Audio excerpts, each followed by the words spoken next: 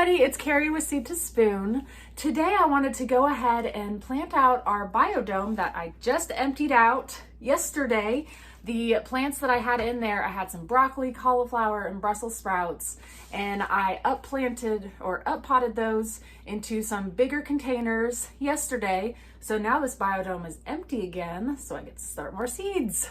Today I wanted to go ahead and start some things that I hadn't done yet. So I'm still gonna work on some of our cool season crops. I wanted to do some cabbage, some kohlrabi, some bok choy, and then let's see what else I have. Oh, there was a cauliflower. Really excited about this variety. I'll tell you all about it here in a minute. And then also an artichoke I was gonna get started today also. I was gonna go ahead and get this biodome started. First of all, I have these refills right here that I was going to take and soak them in some of this lukewarm water that I have. So I'm just gonna dump these in here and let them sit for 15 minutes. And then after that, I'm gonna pop them into the tray and get them planted.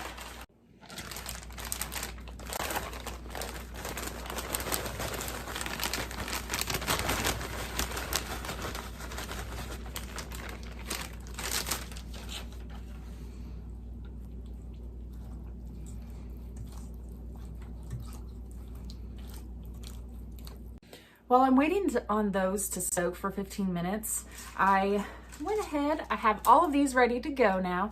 I got a huge pack of these planter markers from Park Seed because I went the other day and I couldn't find any of them, and I was like, I don't ever want to go through that issue again. So we ordered a whole bunch of them, and also found this garden marker too that I'm pretty excited about trying out, because I feel like outside, whenever we're writing on these in Sharpies, sometimes they fade or get washed off. So I feel like this will hopefully work a lot better. I'm very excited to try them out.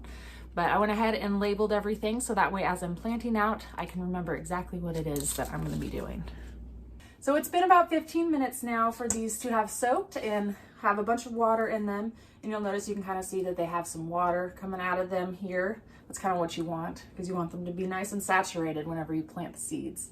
So I'm gonna go through and pop one in each little hole here.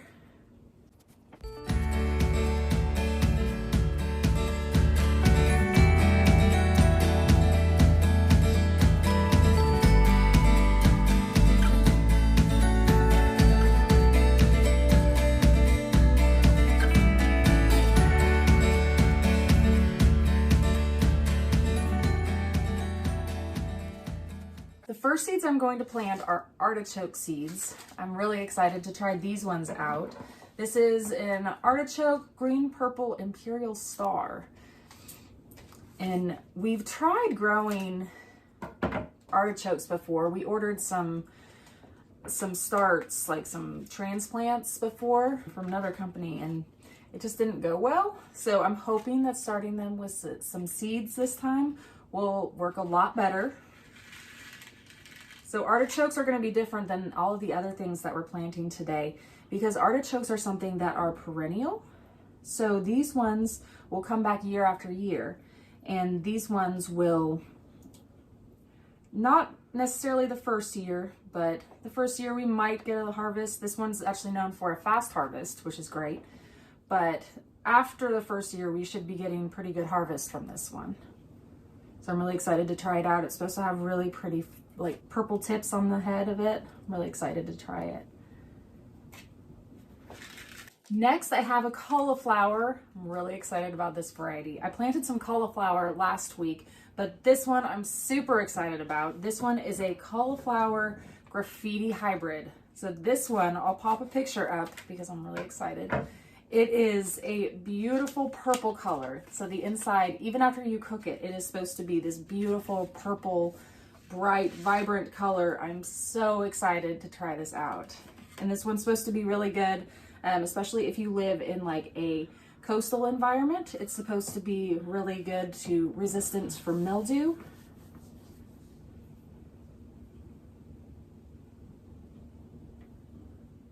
Next, I have a bok choy. This one is a choi variety.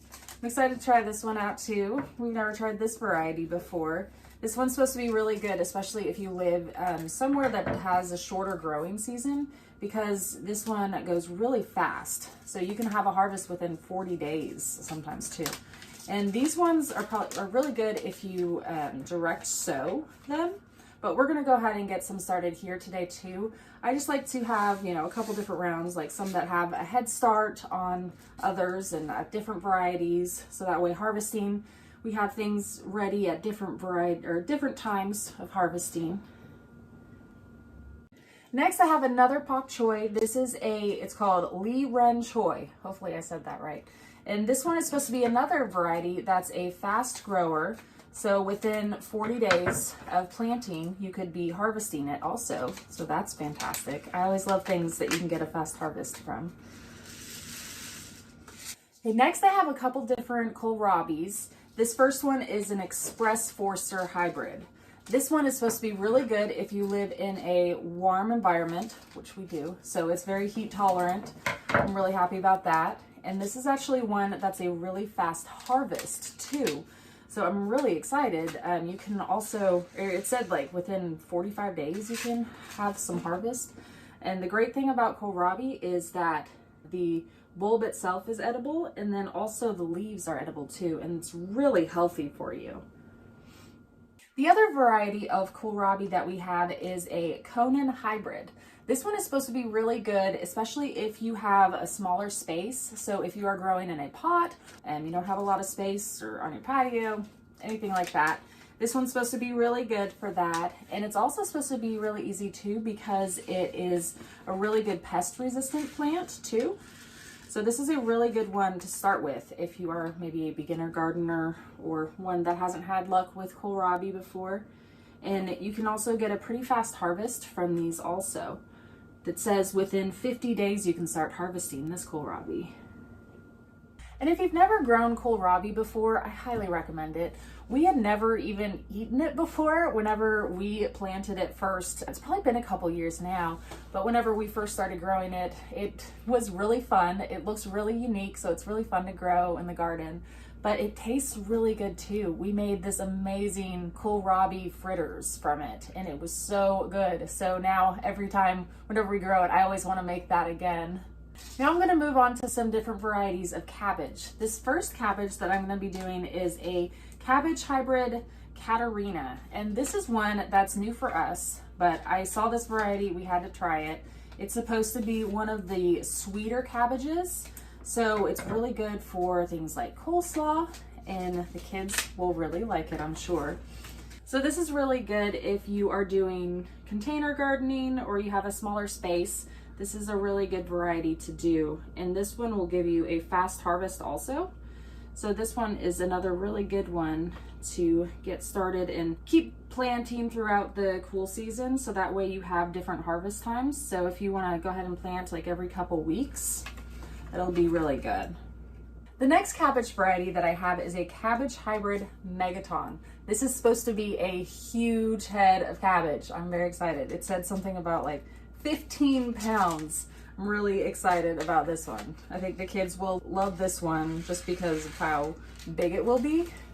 It'll be a really fun, unique thing to grow. This variety is also supposed to be really good disease resistant also. The next variety of cabbage I have is a Tropic Giant hybrid. This one, it actually said that this is supposed to be the biggest cabbage that you will ever see.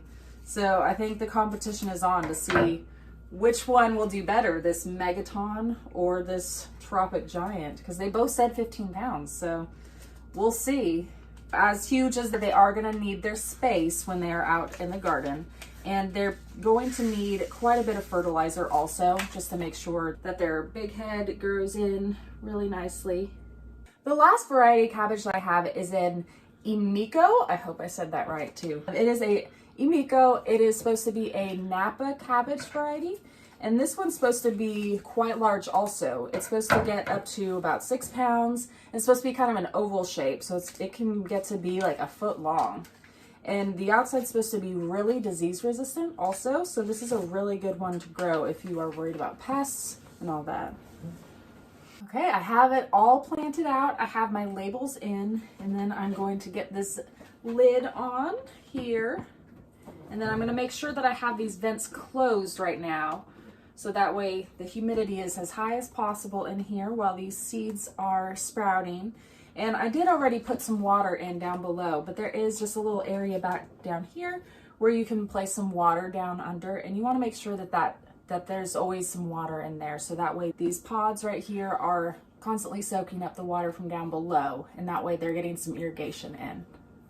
All I have left to do now is to put them under some grow lights and turn them on and watch them sprout.